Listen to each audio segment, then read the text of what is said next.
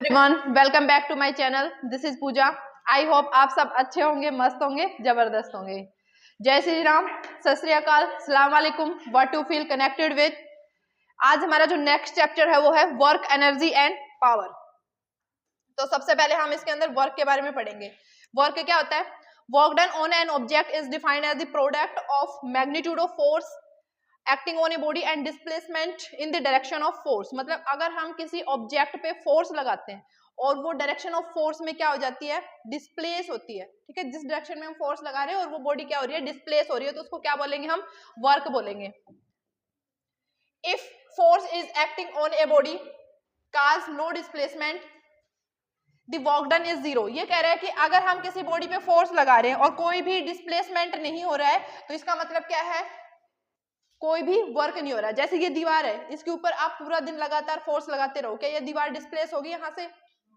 तो क्या आपने पूरा दिन कोई काम किया? नहीं। तो वर्क डन कितना हो जाएगा? जीरो। यानी फोर्स लगाने पर अगर बॉडी कोई डिस्प्लेस नहीं हो रही है तो इसका मतलब वर्क कितना है? जीरो। इसका एग्जांपल भी दे रखा है, पुशिंग ए वॉल। यूनिट की बात आती है, यूनिट क्या होती है? The unit of work is newton metre, और क्या बोल सकते हैं हम इसको? जूल भी बोल सकते हैं। न्यूटन मीटर कहां से निकाला है? जैसे हमने पढ़ा वर्क का फॉर्मूला। वर्क का फॉर्मूला क्या है? फोर्स इनटू में क्या है? डिस्प्लेसमेंट। तो फोर्स की एसआई यूनिट क्या होती है? न्यूटन। डिस्प्लेसमेंट की एसआई यूनिट क्या होती है? मीटर। तो यहां से हम इसकी एसआई यूनिट क्या बोल सकते हैं? Newton metre. और ये वर्क की एसआई यूनिट क्या है? जूल। तो 1 जूल किसके इक्वल रहेगा? न्यूटन मीटर के इक्वल बोल सकते हैं हम। फिर नेक्स्ट है साइन कन्वेंशन। साइन कन्वेंशन देखो क्या होता है। अच्छा, उससे पहले 1 जूल की डेफिनेशन है। एक इजी ट्रिक बताती हूँ आपको। कहीं पे भी अगर आपको किसी की भी टर्म के आगे 1 लग के ये पूछ लिया जाए कि उसको डिफाइन करो, तो कैसे करेंगे? जैसे मान लिया कि हमने लिखा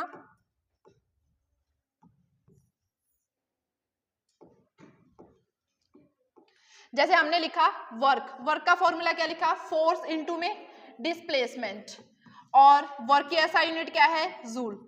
न्यूटन की एसआई यूनिट, सॉरी, फोर्स की एसआई यूनिट न्यूटन। डिस्प्लेसमेंट की एसआई यूनिट क्या आ जाएगी? मीटर। तो यहाँ पे हमसे पूछ लिया गया कि 1 जूल को डिफाइन करना है, तो 1 जूल कैसे डिफाइन करेंगे हम? किसी के भी आगे 1 लग जाए तो इनके आगे भी क्या लगा दो? 1 लगा दो। इधर भी क्या लगाया हमने? 1 लगाया। इसका मतलब क्या है? 1 जूल क्या हो जाएगा यहाँ से? अगर किसी बॉडी पे हम 1 न्यूटन फोर्स लगाते हैं ना, तो वो बॉडी डिस्प्लेस कितना होती है? 1 मीटर। उसी को क्या बोल रहे हैं हम? 1 जूल। यानी 1 न्यूटन फोर्स लगाने पर बॉडी डिस्प्लेस हो रही है कितना? 1 मीटर डिस्प्लेस हो रही है, तो उसको क्या बोल रहे हैं हम? 1 जूल। यहाँ पे डेफिनेशन है, 1 joule is defined as the amount of work done by force is 1 newton when body is displaced in 1 metre. Next है साइन कन्वेंशन। साइन कन्वेंशन क्या है? when both force and displacement are in same direction, दोनों ही क्या हो? Same direction में हो। तो W is equal to कितना है फॉर्मूला? F इंटू में S। तो आपका वर्क डन भी क्या रहेगा? पॉजिटिव रहेगा। वर्क डन कैसा रहेगा? पॉजिटिव। दोनों सेम डायरेक्शन में है तो वर्क डन कैसा आएगा? पॉजिटिव। अगर दोनों अपोजिट डायरेक्शन में आ जाए कि फोर्स लगा रहे हैं हम और अपोजिट डायरेक्शन में जो ऑब्जेक्ट है वो क्या हो रहा है? डिस्प्लेस हो रहा है, तो उस टाइम पे आपका जो फोर्स है वो क्या हो जाएगा? नेगेटिव हो जाएगा। When force is act in the direction opposite to the direction of displacement, the force is the work done is negative. work done क्या हो जाएगा यहाँ पे? नेगेटिव हो जाएगा। एंगल बिटवीन इनके बीच में एंगल कितना होता है? 180। मैं आपको पहले भी बता चुकी हूँ कि हम ये वाला फॉर्मूला लिखते हैं, W is equal to F S cos theta, बताया था आपको। ठीक है, थीटा अगर 0 है मतलब सेम डायरेक्शन में है, 0 है तो सेम डायरेक्शन में, और सेम डायरेक्शन में है तो वर्क डन क्या आएगा आपका? पॉजिटिव, क्योंकि cos 0 कितना होता है? 1 होता है। अगर थीटा आपका 180 है तो cos 180 कितना होता है? -1 होता है। तो -1 से इसकी मल्टीप्लाई करोगे कितना आ जाएगा? माइनस का एफ एस आ जाएगा। तो वहां पे आपका जो वर्क है वो क्या आ जाएगा? नेगेटिव आ जाएगा। अब बात करें हम वर्क डन 0 कब होता है? If force and displacement are an angle of 90 degree then work done is 0। दोनों के बीच में एंगल कितने का बन रहा है? 90 का। मतलब हमने फोर्स लगाया, इस डायरेक्शन में ऑब्जेक्ट डिस्प्लेस हो रहा है, ऐसे दोनों के बीच में 90 डिग्री का एंगल बन रहा है, और cos 90 कितना होता है? 0। और फॉर्मूला क्या था हमारे पास में? W is equal to F S cos theta, और cos 90 पुट करोगे तो ये वाली टर्म 0 इंटू समथिंग क्या हो जाएगा? 0। तो यहाँ पे क्या आ जाएगा आपके पास में? वर्क डन कितना हो जाएगा? 0। अब इसके बाद में देखो क्या दे रखा है, नेसेसरी कंडीशंस दे रखी हैं वर्क की। सबसे पहली कंडीशन क्या है, वर्क कब होगा, अगर हम किसी ऑब्जेक्ट पे फोर्स लगाते हैं और ऑब्जेक्ट हमारा क्या हो गया, डिस्प्लेस हो गया, तो उसको क्या बोल रहे हैं हम, वर्क बोल रहे हैं। ठीक है, मतलब फोर्स होना जरूरी है और ऑब्जेक्ट का डिस्प्लेस होना भी जरूरी है। या ऐसे तो तुम दीवार पे चाहे पूरा दिन फोर्स लगाते रहो, क्या दीवार यहाँ से हिलेगी, नहीं हिलेगी, तो इसका मतलब कोई काम नहीं किया आपने। ठीक है, मतलब वर्क के लिए कंडीशन क्या होनी चाहिए, फोर्स होना चाहिए और दूसरा ऑब्जेक्ट डिस्प्लेस होना चाहिए यहाँ से। सबसे पहली कंडीशन फोर्स एंड दूसरी कंडीशन ऑब्जेक्ट क्या होना चाहिए, मस्ट बी डिस्प्लेस्ड। आगे देखो क्या दे रखा है, so now whether you work hard all the day, आप पूरा दिन बहुत मेहनत कर रहे हो, go to school and go to market, do everything that require and come back home. मतलब आपने क्या किया, पूरा दिन बहुत मेहनत की, स्कूल गए, स्कूल के बाद आप मार्केट जा रहे हो, घर के लिए सारा सामान लेके आ रहे हो, लेकिन फिर भी क्या है, तो भी आपकी मम्मी क्या बोल सकती है आपको, आज आपने पूरा दिन कोई काम नहीं किया। क्यों नहीं किया, क्योंकि डिस्प्लेसमेंट क्या होता है, इनिशियल और फाइनल पोजीशन के बीच का डिफरेंस ही तो ना। अगर वापस घूम के आप इनिशियल पोजीशन पे आ गए तो इसका मतलब आपने कोई डिस्प्लेसमेंट नहीं किया। जैसे हम यहाँ से चले और वापस इसी जगह पे आ गए तो इसका मतलब कोई डिस्प्लेसमेंट नहीं हुआ, और डिस्प्लेसमेंट ही नहीं हुआ तो क्या वर्क हुआ, नहीं हुआ। तो आपकी मम्मी क्या बोलेगी आपको, आपने कोई भी काम नहीं किया, निठल्ले हो बिल्कुल, है ना, नालायक हो, कुछ काम नहीं करते हो। यानी आपकी इनिशियल और फाइनल पोजीशन दोनों किसकी हैं, आप घर से स्कूल गए, स्कूल से मार्केट गए, मार्केट से वापस कहीं और गए और वापस कहाँ आ गए, आप घर आ गए ना। तो घर आ गए तो आपकी इनिशियल पोजीशन ही क्या बन गई, आपकी फाइनल पोजीशन बन गई। ठीक है, तो इसका मतलब आपने कोई डिस्प्लेसमेंट नहीं किया, और कोई डिस्प्लेसमेंट नहीं किया तो मम्मी ने आपकी क्या की, अच्छे वाली क्या कर दी, धुलाई कर दी यहाँ पे। नेक्स्ट है एनर्जी। एनर्जी क्या होती है, कैपेसिटी ऑफ डूइंग वर्क, आप कितना मतलब काम कर सकते हो। ठीक है, वो क्या है, आपकी एनर्जी है। Capacity of doing work is called energy, या फिर हम इसको इजी लैंग्वेज में बोले तो क्या बोल सकते हैं, कोई इंसान कितना काम कर सकता है, कितना ज्यादा काम कर सकता है, वो उसकी क्या है, एनर्जी है। ठीक है, इसके बाद में है unit of energy. Unit energy क्या रहेगी, joule. All type of energy है ना, वो किसकी यूनिट के बराबर ही रहेंगी, वर्क की यूनिट के बराबर ही रहेंगी। और 1 किलो जूल के 1 किलो में कितने होते हैं, 1000, तो हम क्या लिख सकते हैं, 1000 जूल लिख सकते हैं। ये एनर्जी की कुछ फॉर्म दे रखी है, potential energy, kinetic energy, heat energy, electrical energy, light energy और केमिकल एनर्जी। छोटा छोटा पढ़ लेते हैं हम इनको। पोटेंशियल एनर्जी, अगर किसी बॉडी की हम शेप, साइज, कॉन्फ़िगरेशन, हाइट के बारे में डिस्कस कर रहे हैं ना, तो वहां पे कौन सी एनर्जी है, पोटेंशियल एनर्जी। ठीक है, फॉर्मूला हम लेके चले तो इसका कितना होता है, mgh, इसको डिटेल में आगे पढ़ेंगे। काइनेटिक एनर्जी, किसी बॉडी के मोशन के बारे में स्टडी कर रहे हैं तो वहां पे कौन सी एनर्जी है, काइनेटिक एनर्जी है।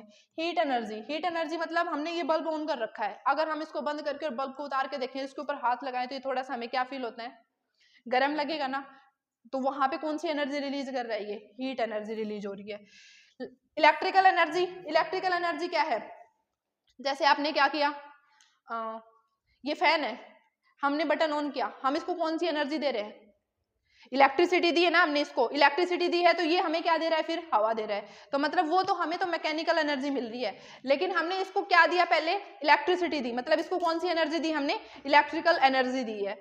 फिर आता है लाइट एनर्जी। लाइट एनर्जी मतलब जो सोलर प्लेट्स देखिए ना आपने, सोलर प्लेट्स लगाते हैं, वहां पे सन के रेज आती है, वो किस में कन्वर्ट करती है, इलेक्ट्रिसिटी में कन्वर्ट करती है। मतलब लाइट को किस में कन्वर्ट कर रही है, इलेक्ट्रिसिटी में। लाइट एनर्जी को किस में कन्वर्ट कर रही है, इलेक्ट्रिसिटी में कन्वर्ट कर रही है, यानी इलेक्ट्रिकल एनर्जी में कन्वर्ट कर रही है। केमिकल एनर्जी, केमिकल एनर्जी क्या हो जाएगी, बैटरी में सेल डालते हो, वो जो सेल है ना, वो सेल बने होते हैं, जैसे आपने इलेक्ट्रोड, एनोड, कैथोड, ये ऐसे कुछ पढ़े होंगे ना, तो ये सारे किस में आते हैं, केमिकल एनर्जी के अंदर ही आएंगे। जैसे हमारा डाइजेस्टिव सिस्टम है, उसमें भी कौन सी एनर्जी बन रही है, हमारी बॉडी, मतलब हम खाना खा रहे हैं, उस खाने को हम कॉम्प्लेक्स को सिंपल में कन्वर्ट कर रहे हैं, ये सारी के सारी कौन सी एनर्जी, आपकी केमिकल एनर्जी बोल सकते हैं। ये इसको याद करने का तरीका है। नेक्स्ट है फिर मैकेनिकल एनर्जी, ये पहले भी बता चुकी हूँ। मैकेनिकल एनर्जी को ही हम क्या बोलेंगे, टोटल एनर्जी। टोटल एनर्जी क्या हो जाएगी, काइनेटिक एनर्जी प्लस में कितना हो जाएगा, पोटेंशियल एनर्जी। फिर आता है काइनेटिक एनर्जी। काइनेटिक एनर्जी क्या है, energy possessed by a body due to its motion, किसी भी ऑब्जेक्ट के मोशन के बारे में जो स्टडी करेंगे वहां पे जो एनर्जी बताएंगे, उसकी स्पीड, वेलोसिटी, इनके बारे में बताएंगे, वहां पे एनर्जी होगी, वो कौन सी एनर्जी है, kinetic energy. Kinetic energy of an object increase with speed, अगर स्पीड बढ़ाते हैं तो एनर्जी क्या होगी, इंक्रीज होगी। कैसे, देखो ये वाला फॉर्मूला है, kinetic energy is equal to कितना लिखेंगे हम, हाफ mv स्क्वायर लिखते हैं। अगर v की और इसकी रिलेशन देखें तो दोनों की कैसी रिलेशन है, डायरेक्ट रिलेशन है, मतलब एक को बढ़ाओगे दूसरा क्या होगा, बढ़ेगा, ठीक है। यानी अगर किसी ऑब्जेक्ट की स्पीड इंक्रीज करेंगे तो उसकी काइनेटिक एनर्जी क्या हो जाएगी, इंक्रीज हो जाएगी। Kinetic energy of body moving with its certain velocity is equal to work done on its make acquire that velocity. एक बार इसका डेरिवेशन देख लेते हैं, इजी सा है बिल्कुल, हमने पीछे पढ़े हुए भी है, जो पीछे वाले चैप्टर्स उनमें हमने इक्वेशन ऑफ मोशंस पढ़ी थी, याद है ना। उसमें हमने क्या लिया था, एक इनिशियल वेलोसिटी पढ़ी थी और एक क्या ली थी हमने, फाइनल वेलोसिटी ली थी। इनिशियल वेलोसिटी को किससे डिनोट करते हैं हम, u से, और फाइनल वेलोसिटी को किससे डिनोट किया था हमने, v से, ठीक है। तो सबसे पहले वर्क डन का फॉर्मूला कितना है, F is equal sorry W is equal to कितना है, F इंटू एस UVA, ये वाली रिलेशन याद है आपको। थर्ड इक्वेशन क्या थी, v square minus u square is equal to कितना था, 2as। s क्या था यहाँ पे, डिस्टेंस, ठीक है, डिस्टेंस है, डिस्प्लेसमेंट बोल सकते हैं। तो s क्या है यहाँ पे, डिस्टेंस। यहाँ से अगर मैं s की वैल्यू निकालूं, क्यों निकाल रहे हैं हम, सबसे पहले तो वर्क डन का फॉर्मूला लिख लेते हैं, F इंटू में कितना है, s, ठीक है। हमें वर्क कैलकुलेट करना है, हमें F की वैल्यू चाहिए और s की वैल्यू चाहिए, दोनों की वैल्यू चाहिए। तो s की वैल्यू यहाँ से निकालते हैं, तो s की वैल्यू कितनी आ जाएगी बताओ, यहाँ से v square minus u square is equal to कितना आ गया, अपॉन में कितना आएगा, 2a। आ गया समझ में, v square minus u square is equal to कितना है, 2as है। यहाँ से s की वैल्यू निकाली हमने, मल्टीप्लाई में था, ये दोनों क्या हो जाएंगे, 2a इसके कहाँ आ गया, डिवाइड में। ये इक्वेशन ऑफ थर्ड है, जो इक्वेशन ऑफ मोशन की वेलोसिटी पोजीशन रिलेशन बोला था हमने जिसको, ठीक है। ये वाला कहाँ से आया, न्यूटन का क्या है, सेकंड लॉ। न्यूटन का सेकंड लॉ क्या कहते हैं, जो फोर्स है ना वो किसकी प्रोडक्ट होता है, मास और एक्सेलरेशन ऑफ द बॉडी, ठीक है। F इज इक्वल टू कितना है, ma, ठीक है। ये इक्वेशन फर्स्ट है हमारी और ये दोनों इक्वेशन सेकंड है। इस इक्वेशन सेकंड को हमें किस में रखना है, फर्स्ट में रखना है। तो W इज इक्वल टू कितना हो जाएगा, देखो W इज इक्वल टू कितना हो गया, F की वैल्यू रखोगे ma इंटू में S की वैल्यू कितनी यहाँ पे, V का स्क्वायर माइनस U का स्क्वायर अपॉन में कितना है, 2a, ठीक है। इसके बाद में कितना है, यहां से देखो इसको सॉल्व करेंगे, W is equal to ma की अंदर मल्टीप्लाई करोगे, हम इसको ऐसे लिख सकते हैं, हाफ ma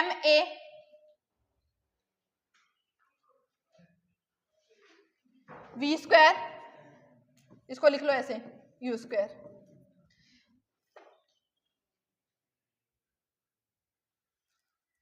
और अपॉन में a भी तो है ना, ये वाला a रह गया, तो a से a क्या हो जाएगा यहाँ पे, कैंसिल।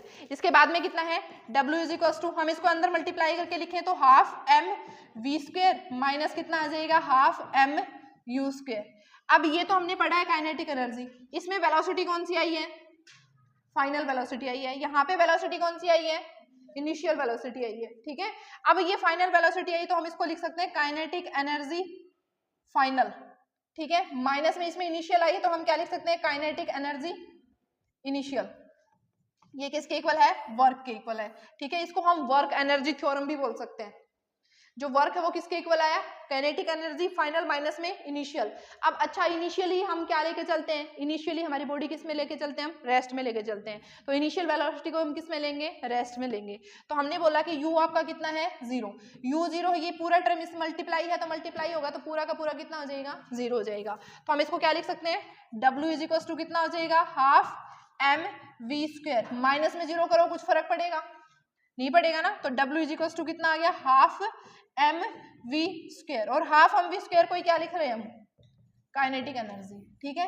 ये इसकी डिडक्शन या फिर हम इसका प्रूफ बोल सकते हैं कि जो आपकी काइनेटिक एनर्जी वो किसके इक्वल रहेगी, हाफ m v स्क्वायर के इक्वल रहेगी, ठीक है। आज के लिए इतना ही, आगे का कंटिन्यू करेंगे हम नेक्स्ट वीडियो के अंदर।